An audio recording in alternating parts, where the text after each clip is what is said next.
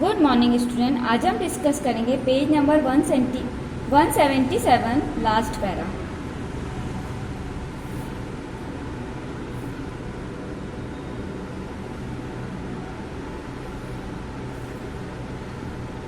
देखिए, मैंने आपको बताया इससे पहले कि गुड हेल्थ और डिजीज़ फ्री दो एक अलग अलग चीज़ें और वो सिचुएशन पे डिपेंड करती हैं। ठीक है, एक हेल्दी, अब एक रिच पर्सन के लिए एसी उसका कंफर्ट जोन है और एक पुअर पर्सन के लिए फ़ैन उसका कंफर्ट जोन है। तो जब वो अपने कंफर्ट जोन में नहीं रहेगा तो वेल बीइंग महसूस नहीं करेगा। तो ये सबकी अलग अलग सिचुएशन है। अब जैसे हमारा क्या है, एक म्यूजिशियन के लिए उसकी हेल्थ क्या है? म्यूजिशियन के लिए उसकी हेल्थ है कि वो ब्रीथिंग कैपेसिटी उसकी सही है। अगर उसकी ब्रीथिंग कैपेसिटी सही है, ठीक है, उसकी ब्रीथिंग कैपेसिटी इनफ है, वो अपने नोट्स तक जा सकता है, वो गा सकता है, उसका गला ठीक है, ठीक है, उसके नोट्स ब्रीथिंग कैपेसिटी उसकी इनफ है, इतनी है, और उसका लंग्स कंट्रोल में है कि वो अपने हाई नोट्स और लो नोट्स पे जा सकता है। तो म्यूजिशियन हमारा मतलब म्यूजिशियन का वेल बीइंग महसूस करेगा जब वो गाना गा सकेगा। दूसरी चीज़, एथलीट है कोई, एथलीट अपने आप को वेल बीइंग कब महसूस करेगा? जब वो अपने स्पोर्ट्स में पार्टिसिपेट कर पाएगा, भले वो गा नहीं पा रहा है। ठीक है, यहाँ म्यूजिशियन, ठीक है, म्यूजिशियन के लिए क्या है कि उसका लंग्स प्रॉपर फंक्शनिंग करे, ठीक है। दूसरी चीज़, उसकी ब्रीथिंग कैपेसिटी इनफ है। ये एक म्यूजिशियन के लिए वेल बीइंग होने के लिए, उसको हैप्पी करने के लिए अच्छा है। लेकिन एक एथलीट के लिए हैप्पी करना क्या है? उसके हाथ पाँव स्ट्रेच हो, ठीक है, पैर उसके हाथों पैरों में क्या हो, वो अपने स्पोर्ट्स में पार्टिसिपेट करे, वो उसकी जो बॉडी हो स्पोर्ट्स में पार्टिसिपेट करने के लिए पूरी तरह से फिट हो। तो यहाँ पर एक एथलीट के लिए और एक म्यूजिशियन के लिए वेल बीइंग होना दोनों अलग बात हो गई। ठीक है, अब एक म्यूजिशियन है, उसका ठीक है पैर में मोच लग गई है तो उसको कोई फर्क नहीं पड़ेगा। क्यों? क्योंकि वो गा तो सकता है, उसके लिए वेल बीइंग होना, वो अपने आप को कब अच्छा महसूस करेगा? वो गा पा रहा है। लेकिन अगर वो गाएगा नहीं, उसका गला खराब है, उसके लंग्स नहीं, नोट्स पे नहीं जा पा रहा है, तो वेल बीइंग महसूस नहीं करेगा। तो वहाँ पर हेल्थ के दो दो मीनिंग हो गए, दोनों की नीड अलग अलग है। म्यूजिशियन की नीड अलग है और एथलीट की नीड अलग है।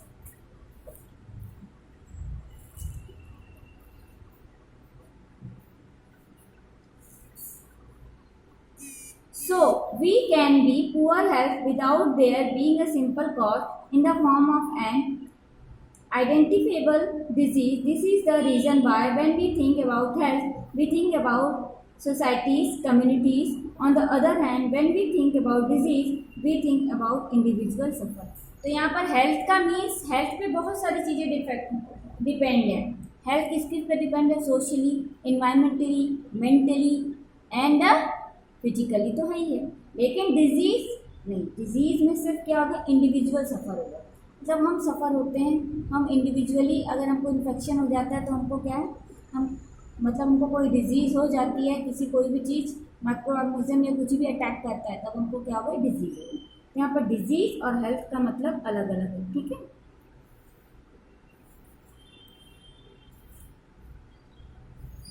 Disease and it's cause. What does disease look like? Disease होती क्या? Let us now think a little more about disease. In the first place, how do we know that there is a disease? In other words, how do we know that there is something wrong with the body? There are many tissue in the body, as we see in the chapter 6.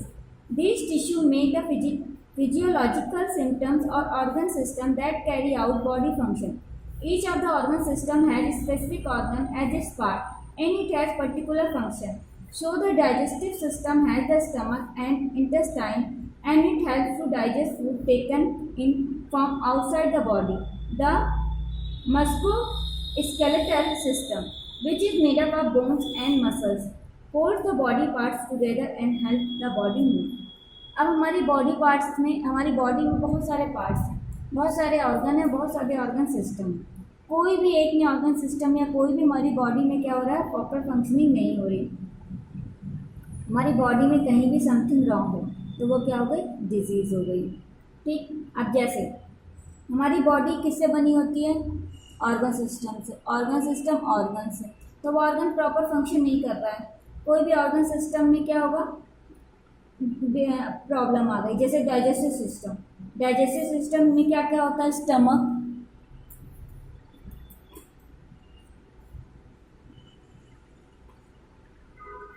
And intestine. अब stomach और intestine किस में help करते हैं, digest food करने में।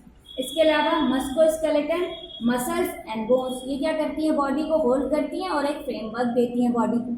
अब यही अगर काम ना करें तब क्या होगा, when there is a disease,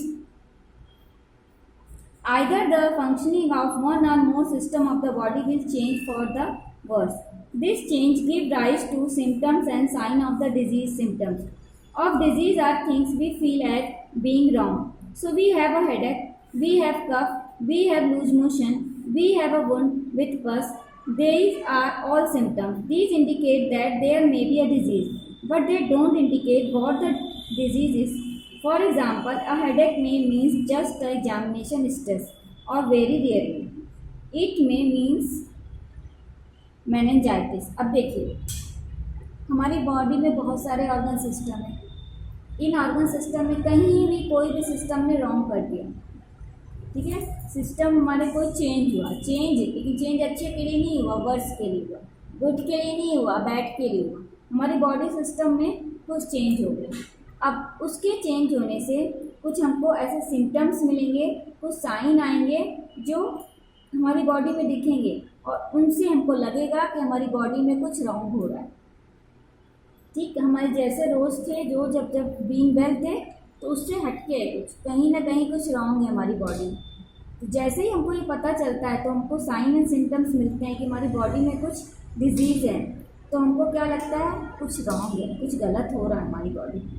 अब जैसे हेडेक है, अब हेडेक तो हो रहा है तो हमको पता चल गया कि हमारी हेड में दर्द है, पेन है। अब ये हेड में पेन है तो ये पता चल गया कि हमारी बॉडी में कुछ रॉन्ग हो रहा है, लेकिन ये पता नहीं है ना कि हेडेक क्यों हो रहा है।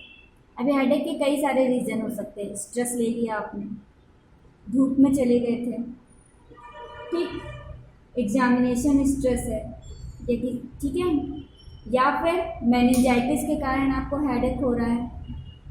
सबके लिए यहाँ पर हेडेक के अलग अलग है, लेकिन इंडिकेशन एक ही है, क्या, हेडेक हो रहा है। लेकिन हेडेक कई रीजन से हो सकता है, किसी को स्ट्रेस से हो जाता है, किसी को धूप से हो जाता है, ठीक है, और किसी को अगर पेट में एसिडिटी होती है तो भी हेडेक हो जाता है। तो हेडेक तो एक डिजीज़ हो गई, पता चल गया हमारी बॉडी में रॉन्ग क्या है, पर क्यों हुआ है ये तो नहीं पता ना हमको। तो हमको पता कैसे चला हमारी बॉडी में रॉन्ग हुआ है, कुछ साइन एंड सिम्टम्स आए हमारे हेडेक में, हमें हेड में पेन होने लगा। जैसे ही हमको ये साइन मिला तो हमको पता चला कि हमारी बॉडी में कुछ रॉन्ग हो रहा है। Sign of disease are what physician will look for and basis of the symptom. Sign will give a little more definite indication of the presence of particular disease. Physician will also get laboratory tests done to pinpoint the disease further. अब हम क्या करते हैं, जैसे ही हमको disease होता है तो हम फिजिशियन के पास या डॉक्टर के पास जाते हैं। क्यों, क्योंकि हमको कुछ लग रहा है, कुछ साइन सिम्टम्स आए हैं कि हमको कुछ रॉन्ग लग रहा है, हम फिजिशियन के पास गए। फिजिशियन भी देखिए, आप जब जाते हैं तो हमारा टेम्परेचर चेक करता है, हमारी पल्स रेट देखता है, आंखें देखता है कि सब कुछ ठीक है कि नहीं, मतलब वो भी हमारी बॉडी में साइन एंड सिम्टम्स देखता है कि हमारी बॉडी में रॉन्ग कहाँ है। जब वो साइन एंड सिम्टम्स देख के भी कुछ तो अंदाज़ा लगा लेता है कि क्या डिजीज़ हो रही है, बट क्या होता है, बिल्कुल मतलब कहना चाहिए, कह नहीं सकता कि हाँ यही डिजीज़ है। तो वो क्या करता है, कुछ टेस्ट कराता है अपने लैब में टेस्ट कराने के बाद आपको बताता है कि आपको ये डिजीज़ हुई है। तो फिजिशियन भी साइन एंड सिम्टम्स के अकॉर्डिंग टेस्ट कराता है। अब जैसे हम गए डॉक्टर के पास कि हमें क्या हो रहा है, हेडेक हो रहा है, फीवर है, डॉक्टर ने कहा मतलब देखा कि हमारा फीवर है, उसने टेम्परेचर देखा, मैं टेम्परेचर ऑब्जर्व किया और हमें देखा हमारे बॉडी में थोड़ा सा फीवर है और हमें हेडेक हो रहा है। अब डॉक्टर ने कुछ टेस्ट दे दिए, जैसे क्या दिए, मलेरिया तो नहीं है क्योंकि फीवर आया है, हेडेक हो रहा है, ठीक, इसको कहीं पर आपको शरद गर्म तो नहीं हो गया, तो मतलब आपकी बॉडी में जो बैलेंस होना चाहिए ठंडी और गर्मी का, वो तो नहीं बिगड़ गया है।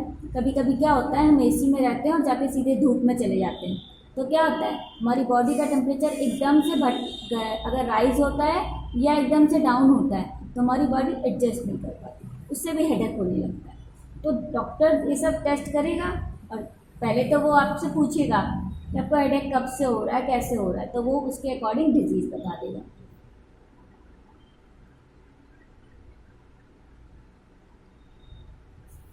अब डिजीज़ भी दो टाइप की होती है, acute and chronic. Acute disease होती है जो शॉर्ट टर्म के लिए होती है।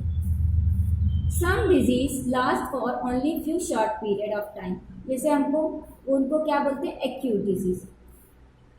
जैसे common cold, common cold mostly 7 days में अपने आप क्योर हो जाता है, फ्यू डेज में। Other ailments can last for a long time, कुछ डिजीज होती है जो लॉन्ग पीरियड के लिए होती हैं, even as much as life time and are called chronic disease. तो लास्ट फॉर, तो जो disease can last for a long time, even a life time के लिए भी हो सकती है, एंड आर क्रोनिक डिजीज। तो क्रोनिक डिजीज का पीरियड क्या होता है, लॉन्ग पीरियड होता है। एक्यूट डिजीज का क्या होता है, शॉर्ट पीरियड। तो एक्यूट डिजीज के एग्जांपल क्या होगा, कॉमन कोल्ड, ठीक है, फीवर हो गया, तो कॉमन कोल्ड हो गया, तो ये शॉर्ट टर्म हो गया। लॉन्ग टर्म हमारी क्या हो गई, जैसे एलिफेंटाइटिस, ये हमारी लॉन्ग टर्म वाली डिजीज़ है, ये हमको बहुत दिनों तक रहने वाली है। इसका इलाज अस्थमा, अस्थमा भी लॉन्ग टर्म होती है, लाइफ टाइम में ही रह जाती है। तो ये सब हमारी एक्यूट एंड क्रोनिक डिजीज़ हो गई। Chronic disease and poor health. अब देखिए, अभी आपको हमने बताया कि एक डिजीज़ होती है